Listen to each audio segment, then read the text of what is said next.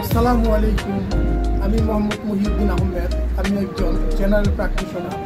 আমার chamber Mrs মা pharmacy, তোগাছি বাজার, শ্রীনগর মুন্সিগঞ্জ।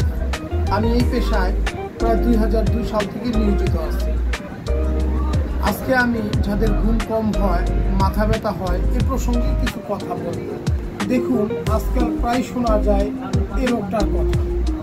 এর জন্য আমাদের চিন্তিত হওয়ার কোনো কারণ নেই।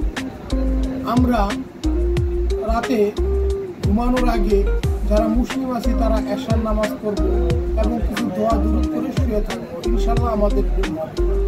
এরপরও যাদের একান্ত ঘুম কম হয় তারা এমফ্রি জাতীয় ওষুধ যেমন এনজেন্টা রাতে একটি করে 15 দিন খাবো। এর বেশি আমরা খাবো না। ইনশাল্লাহ এই সমস্যা থেকে রেহাই পাবো।